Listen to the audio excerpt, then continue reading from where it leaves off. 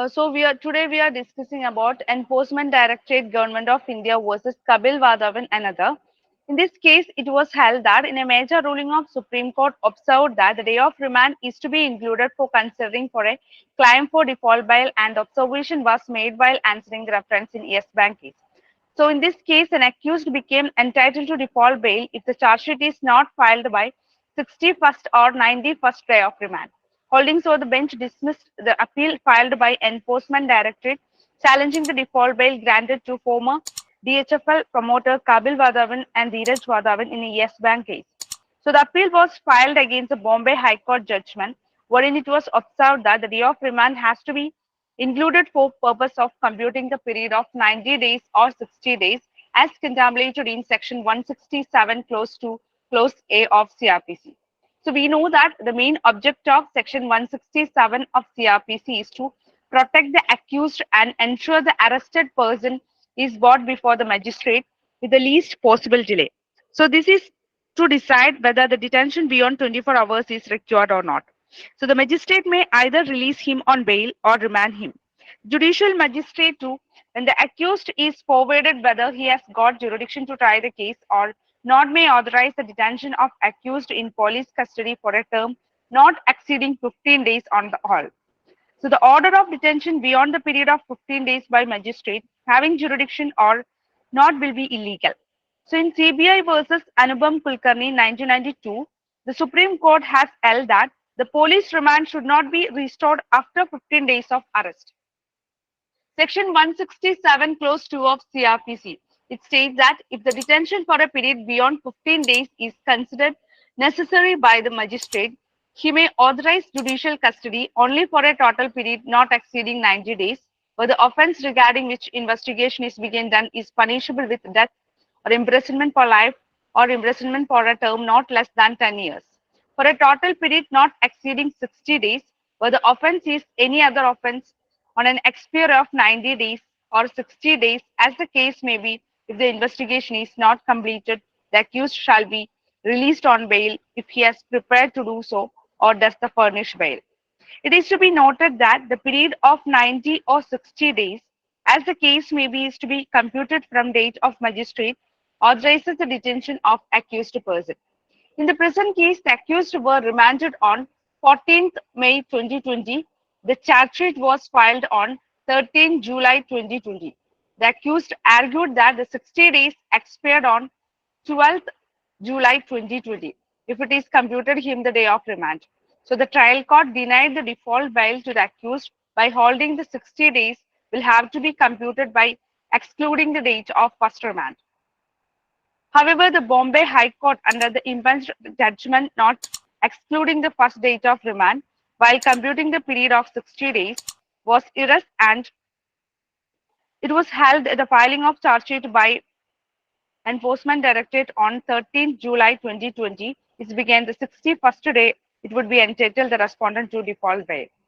So an accused became entitled to default the bail if the charge sheet is not filed by the 61st or 91st day of remand. So the main issue raised in this case is whether while computing the period of 90 days or 60 days as contemplated in 167 clause 2 clause A of CRPC, the day of remand is to be included or excluded for considering a claim for default bail. This is the main issue raised in this case.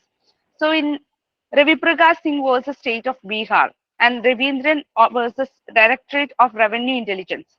In these cases, it was held that the date of remand is to be excluded for computing the permitted period for completion of investigation.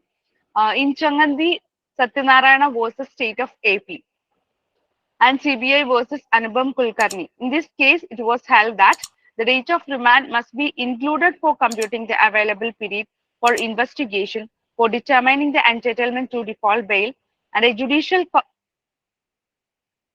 conundrum as arisen which is required to be resolved for guidance of court. Unless the issue is appropriately determined, the courts across the country may take decision on the issue depending upon the judgment is brought to the court's notice or court has its own understanding of law covering the default bail under section 167 clause 2 clause A of CRPC. I'm of the opinion that although the state is tasked to prevent crime and maintain security, personal liberty, etc., it should not be the collateral entity that governs all, and none should suffer incarceration without legal authority.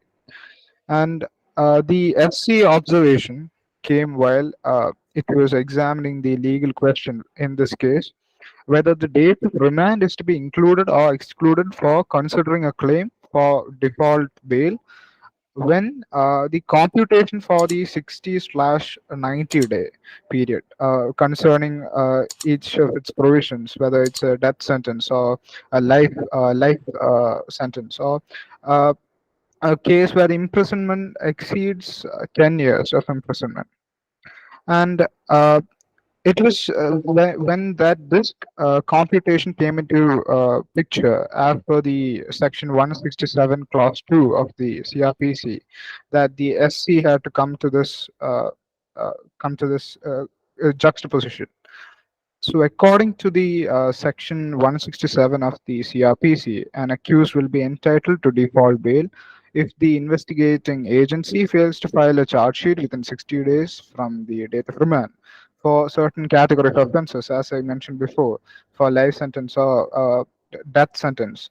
The stipulated period can be extended till 90 days. So, a three-judge bench headed by Justice K.M. Joseph held that the stipulated 60 or 90-day remand period under Section 167 of the CRPC should be computed from the date when the magistrate uh, authorizes the remand. And the court was conscious that none should suffer incarceration, although the state is tasked to prevent crime and maintain security, personal liberty. We should always keep in mind that it should not be collateral.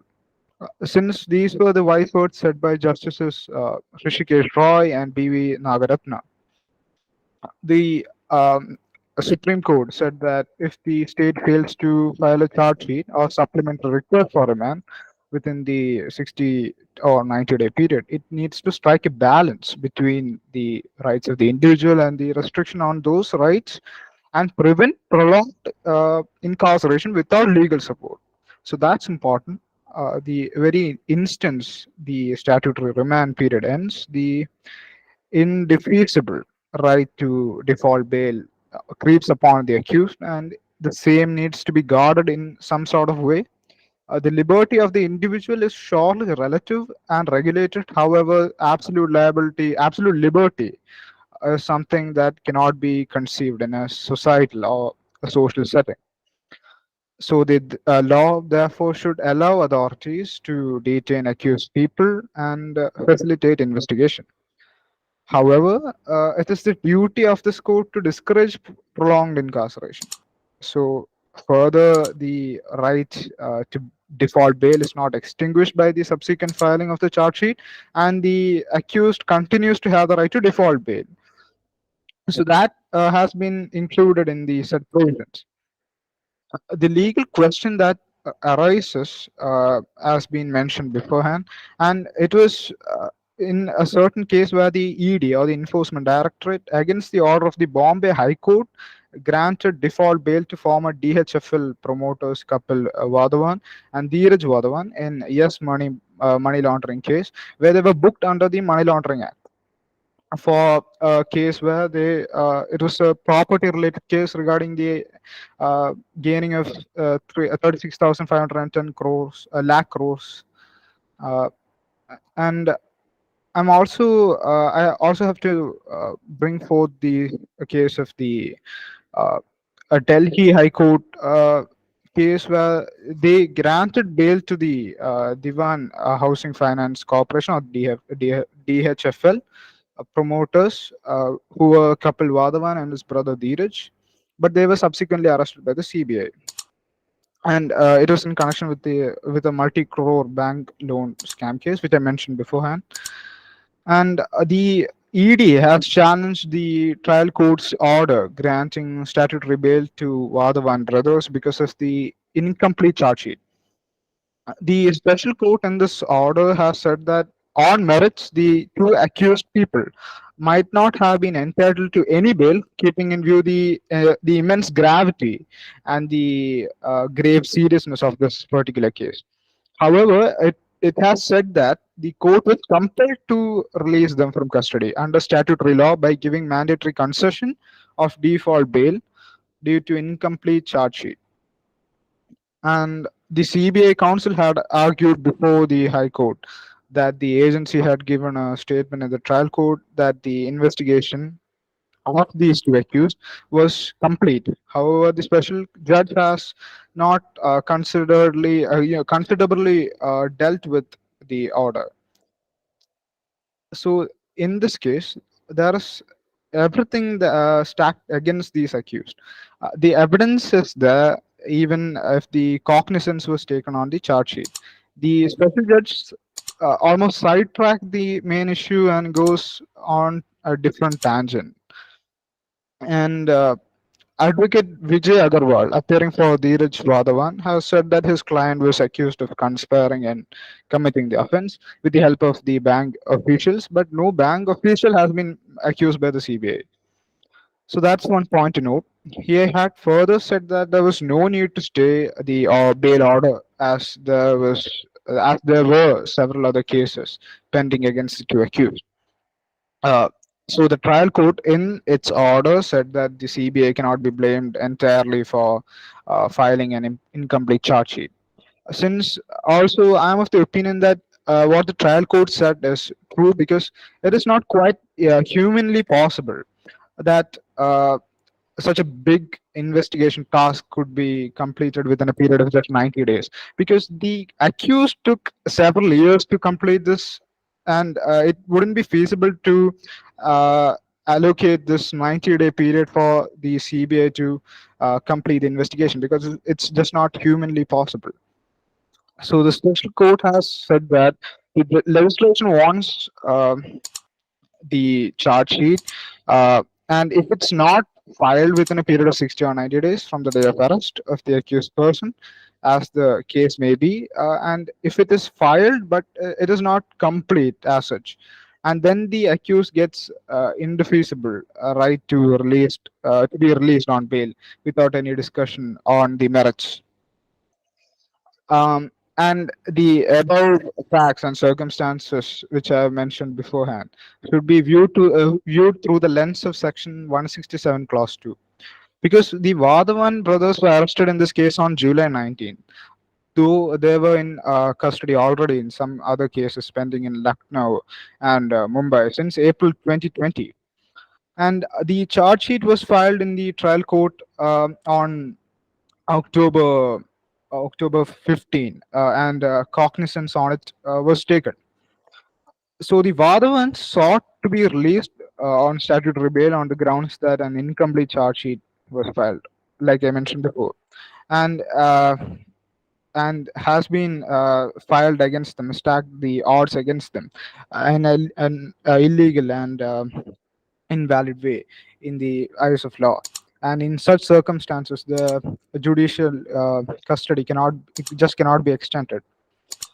Also, there's the case of Piramal Capital and Housing Finance plea in this in connection in conjoins with the DHFL case, where the PCHF has raised a substantial question of law as to whether Section 32A of the Insolvency and Bankruptcy Code of 2016 forbids the entire substance of an FIR and the continuation of the resultant criminal proceeding against the resolved corporate, uh, not say debtor, but the new management.